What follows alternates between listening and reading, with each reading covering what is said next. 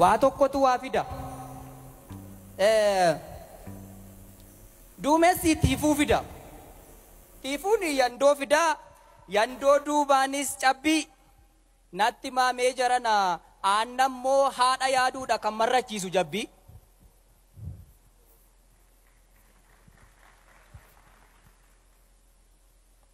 Quraanoo abidda kenne. Abiddi immoo deebi'ee akkamiin daaraa kenne. Bakka garaa hin jirutti miilla riifatan jenne. Ongee ittisuu danda'a ree mukti yoo hin qabne baala. Illeetti xinnoo sana gurri dheeratee dhuma tokko caala. Yoo harkatti keesse malee jetteen siin galu akkatti abiddi gubdu. Isa taa'ee ilaaluuf immoo ititti uniyyuu dhamasa oolaan dhuddu. Abbaa argetu beeka ciniinnaa qurxummii fi qarriffaa naacha hamaa. Garuu inni doonii yaabee cees inni bishaan daakee cees lachuu cee jedhama. Egaa tututtuqqaan qotisaa bungulloo lafaa kaasaa tututtuqqaan aarii dubbii immoo aarii namatti kaasaa kan garaa taa'u yoo taa'es maal abbaasaa aspaaltiin deemne miti qoraattii isaa dandeenye mucuca isaa dandeenye waaqaaf lafatu beeka akkamitti akkas geenye sababa eenyummaa keenyaan otuun hojjetii yakka gidiraa nu targine jaarraa tokkoof walakka gaaffii mirgaa gaafannaan deebiin rasaasa taate dacheen kun nuttaa imturee falmaan keenyaa meeqa allaattiin akka nyaate tokkoon lakkooftee kan dirra sheerra jiru ciccitaa fooniif lafee dacheen kun nuttaa imtu meeqatuu manaa bayaa kan deebi'iin hafe ani tarii yoon baay'ise ani tarii yoon sobe dachee kana gaafadhaa reef dhiiga qeerroo meeqaatu daandii irratti akka cobe. Cunqursaa abbaa irree hidhaaf du'a dandeenye nuun mijatee miti gatii kaffallee as geenye. Waanjoof kaayyoo gabrummaa hin ta'u jedhee didee gumaata Oromoon taasiseeti Itoophiyaa guutuudhaaf boqonnaa aaraa fide.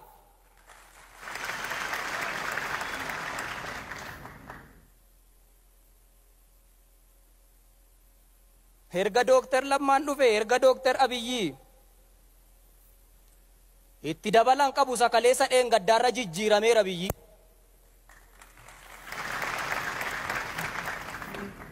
Itoophiyaan jaarraa tokko oliif Oromoo dhiibaa turte rakkina fidde malee gaafa kam rakkoo furte. Oromoon garuu waggaa tokkitti erga aangoorra taa'e seenaa biyyi kun hin qabne hojjetee lafa kaa'e.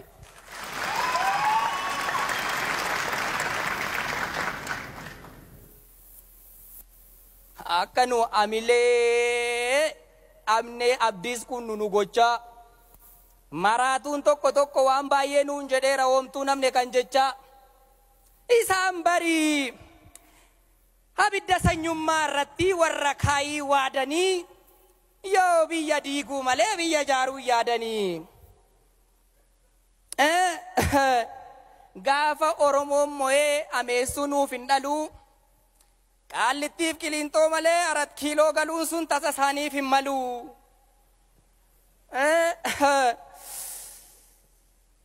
Ni baddi ni mancaati biyyi kun biyyan taatu.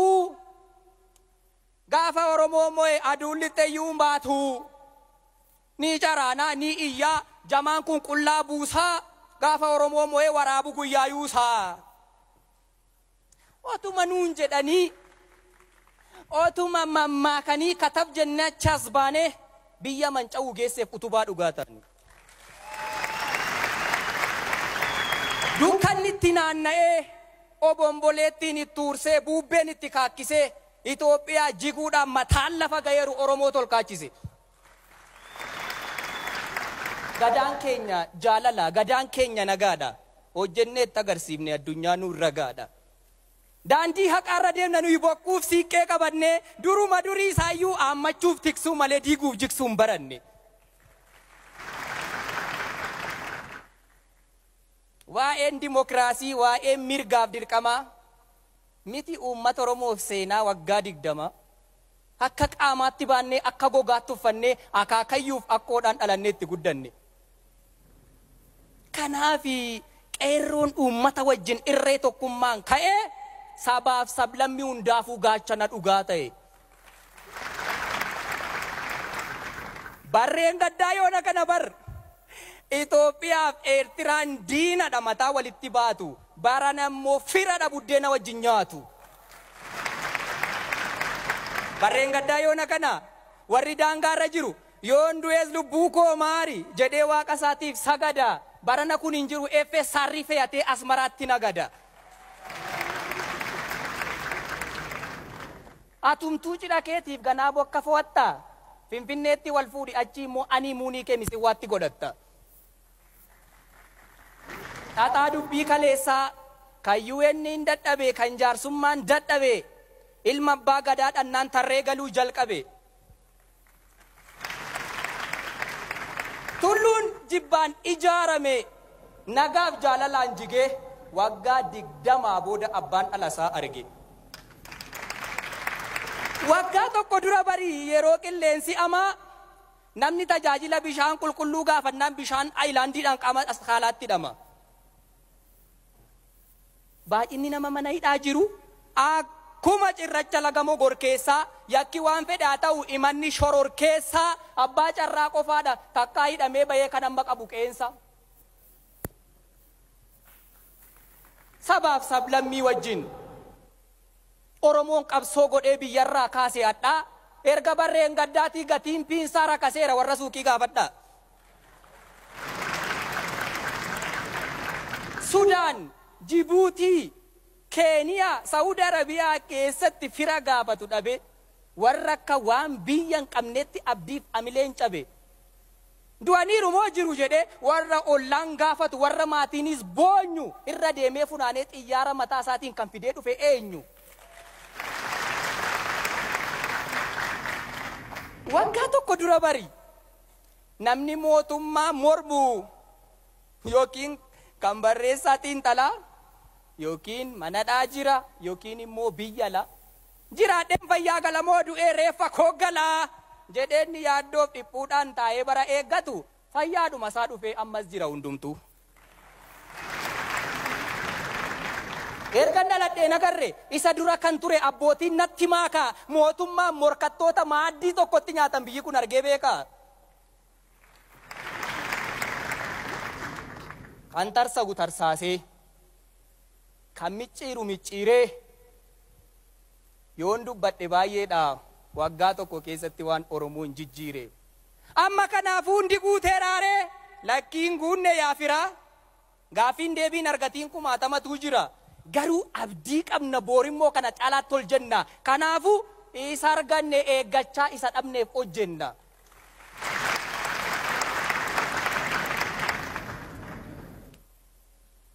Jijjiirama kana xiqqeessinee deemsa kana tuffannee olii gadi nu taallu huccuu ofittummaaffanne miila lama qabaannee muka lama yaabbannaa. Akka feete ta'ii jennaan biyya abbaa qaburratti maabara addaa dhaabbannaa.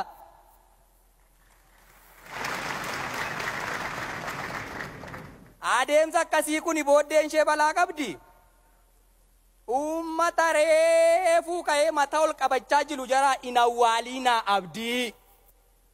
Herrega hin milkoofneef of hin xaxiinaa mataa. Itoophiyaan isheen durii isheen tokko kabajjee tokko tuffattu suni hin deebitu lammataa.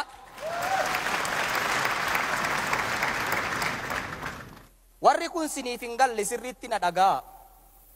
Oromoon akkuma biyya jaare warra biyya diiguu barbaadan hunda diiguu danda'a.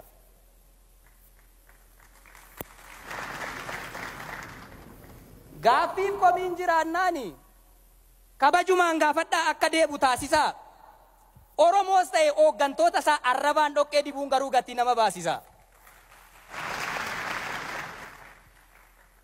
Itoophiyaa aadaa tokko, Itoophiyaa afaan tokko, Itoophiyaa amantii tokko moo sichi abjuudha abjuu qullaa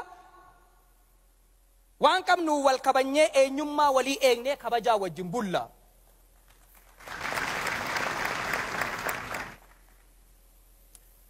Fedhii dhuunfaa wajjin fiignee gargar faca'uu manna sabaaf sablammiin hunduu tokkummaadhaan jiraanna. Inni kuni Gumuzi, inni kuni Gambeella, inni kuni kan Duraati, inni kuni kan Teellaa, inni kuni Oromoo, inni kuni Amaaraa, inni kuni Ararii, inni kuni Tigiree, inni kuni Affaarii, inni kuni Sumaalee, inni kuni kan Kibbaa. Sakana nan jaalladha, sakana immoo nan jibba. Jennee ofittummaadhaan inyaannu dhangaa gabu hubadhaa yaa jarana. Uummanni uummata wajjin wal dhabdee tokko hin qabu.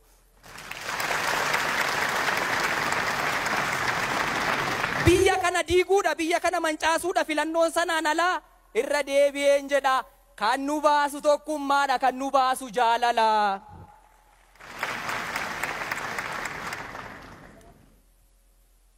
Yaa hooggantoota Oromoo isinis jara keenya.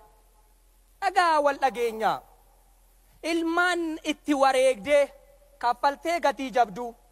Oromiyaan sakaanii furmaata taatee ofii rakkachuun qabdu. Gooftaan keenya uummataa jettaniittu kaleessa gaaffii uummanni gaafatu kan Oromiyaa keessaa gadi taa'a, dubbadhaa, hojjedhaa, nuuf sirreessa. Inni tokko moggaattafee dhugaa koon dhabe jedhee otuu dhagaan mukatti haasa'u jijjiiramni jalqabe kuni bakka yaadame hin ga'u. Hooggantoonni Oromoo kan ittiin laga ceetan argachuuf irree jabaa araara ammina hin qabneen tokko ta'aa jalqaba. Gaafa sana bareeda deemsi karaa mo'ichaa tokkummaan ilmaan keenyaa Itoophiyaafuu qoricha. Karoora dheeraa baaftanii fagootti maluun dura isa keessaa baatan sana rakkoo Oromiyaa furaa. Lafa miidhagsuuf jedhanii bokkaa roobaa jiru keessa halluu lafatti dibu. Oromiyaan nagaa taanaan kan Itoophiyaan dhibu. Galatooma.